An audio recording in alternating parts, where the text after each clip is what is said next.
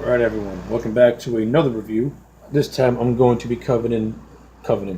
This time I'm going to be covering Alien Covenant, the second chapter of the Alien prequel series, which began with Prometheus back in 2012.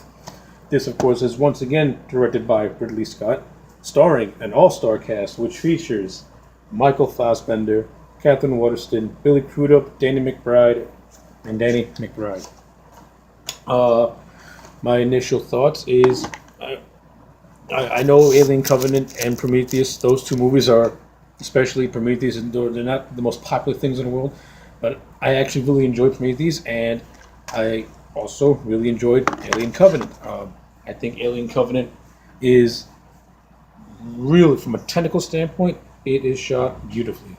Ridley Scott is one of those directors that knows how to shoot a sci-fi movie and shoot it the right way. His use of practical effects and location shooting, peppered in with some CG, to blend it all together, is magnificent. I praise the hell out of the production design for Prometheus, and Alien Covenant is no different in terms of its production design. The production design is spectacular, especially this grand set you see once they go onto this uncharted planet. You see this grand set, and it looks really, really, really breathtaking to look at, and the whole landscape shots look phenomenal too. So Ridley Scott has always been a top class director in my view, and he was made for the sci-fi genre because he just knows how to make sci-fi look so elegant and scary all at the same time. And Alien Covenant to me is no different. And like I said, the CGI effects in this movie also look fantastic because they're playing off these practical effects. And again, blend them all together. That's how you use CG effectively and make the CG look realistic. So from a technical standpoint, the movie is awesome. From an acting standpoint, the movie is also, is the acting in this movie is fairly good. To me personally, the two main highlights are Danny McBride, who plays the character of Tennessee, who was like the ship's pilot, and he McBride is a very understated performance. You know what I mean? Like this is a very dramatic role. He does a really good job with it. Was very impressed with his performance. Because everyone knows him more as like as a raunchy comedian, but in this he had some comedic lines, but he mostly played straightforward, and he did a fantastic job. So McBride, big props for you. Of course, the show stealer is Michael Fassbender. Michael Fassbender not only reprises his role as David, but he plays this new character called Walter, who is a part of the Covenant ship, and he just steals the show. Every scene that he's in, he just steals it. And I especially love the scene where he's playing both Walter and David at the same time, and they have like this philosophical conversation with one another. And Michael Fassbender is pretty much acting with himself, and he is just nailing it out of the park, showing no signs of fault in his acting at all. He's just top notch performance level through the roof. Michael Fassbender, Alien Covenant proved why Michael Fassbender is one of my favorite working actors today, because the man just so brilliant in his work, in his craft.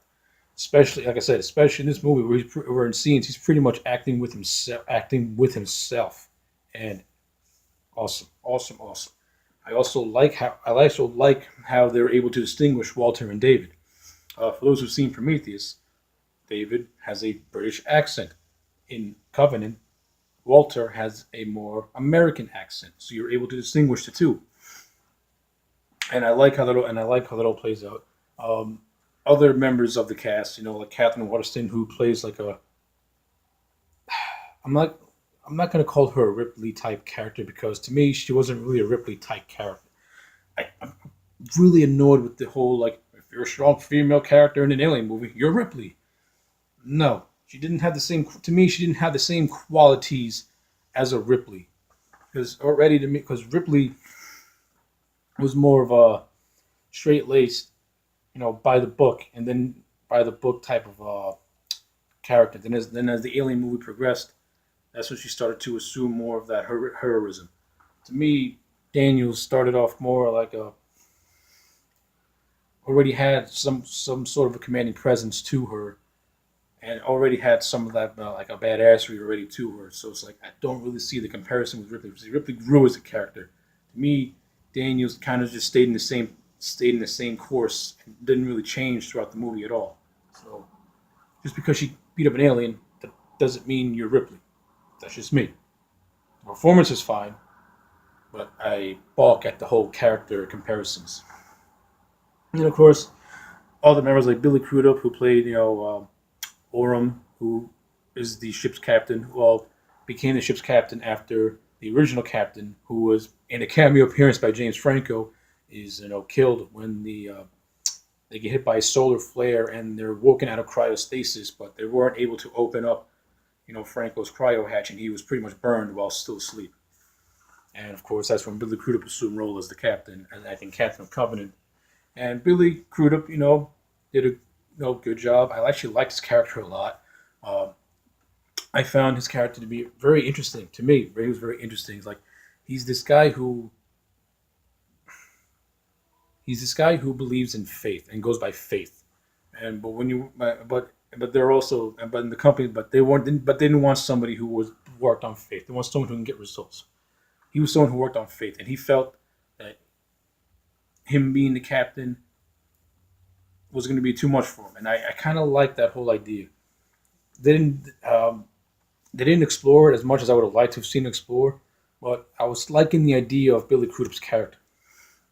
And yeah, so yeah, those are my opinions on the acting itself, and the whole story itself. Pretty much, the Covenant's like a colonial ship. They're looking for planets to colonize, and they go into this uncharted planet, which is the planet we find out has been inhabited by David, who we find out has killed uh, Dr. Shaw from Prometheus in order to continue his experiments on the xenomorphs, the perfect organism, if you will. And of course, we find out that he was the one. He also killed off this planet by unleashing the virus that wiped out the entire planet that they're all on right now. So yeah, David in this movie is a sadistic bastard, um, almost like a he's almost like the main antagonist, and the aliens pretty much serve as like his as like a as like background as like his background henchman in a way, if you want to put it like that. Because David pretty much is the final boss. He is the guy, and I also like and like I said, the interactions between him and the character of Walter are also really, really, really, really, really good scenes.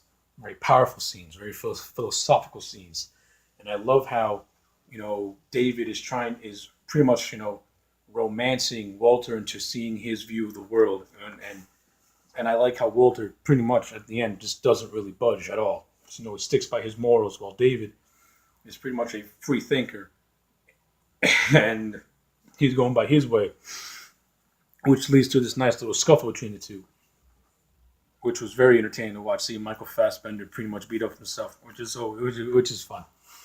Anyway, we skipped to the end. Let's move this along now. So pretty much all said and done. The planet casualties lost. Danny McBride loses his wife.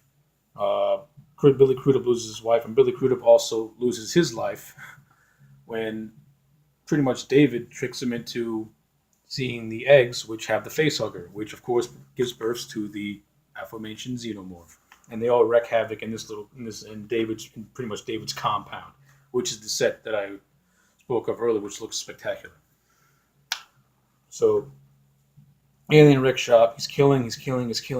Finally, Danny McBride's character is able to get down to the planet to try and evacuate, Daniels and Lope, who was played by Damien Bachir, and Walter. They're able to do that. And then they find out that one of the aliens got them. That they fight one alien first on the outside of the ship when they defeat. Then later on, we find out that another alien had snuck into the ship, and they dispose of that. But the big thing about this movie is a twist, and a very very a twist you can see coming from a mile away, but it didn't really bother me because it sets up perfectly to end this prequel trilogy. We pretty much find out that David uh, ends up killing Walter, takes his place, and is pretty much has the xenomorph eggs and the virus and stuff, and they're pretty much going to be going en route to a planet which they're supposed to go since the beginning of the film called Origai 6. So pretty much David, with along with Tennessee and Daniels, who are in cryosleep, they're David pretty much has taken over the ship. He pretty much has them at their mercy because they're in cryosleep, so they can't do nothing about it. And David is pretty much going to wipe out Origai 6 with the xenomorphs, or that's at least how I interpret it. So I'm very, very interested to see how this all plays out in the third movie, which I hope they do make. Even though this movie didn't do really that good in terms of box office, don't leave this story incomplete. Please don't leave this story incomplete because I want to see how this prequel trilogy ends up playing itself out in the third movie. Because they announced that they're going to make one more additional movie, so I want to see that additional movie to see how all this plays out. Because right now, you're what the ending this movie has, you pretty much have an incomplete movie, an incomplete trilogy. You got to finish it now because of that cliffhanger ending. So yeah, all in all, with all said and done, I give this movie a solid 8. I like it on par with Prometheus. It's not great, but it's not horrible. It's watchable, and it does have a lot of enjoyable moments in it. And like I said, production and directing is fantastic. Anyway, those are my thoughts on Alien Covenant. Like, comment, subscribe, and I'll check you back next time for more.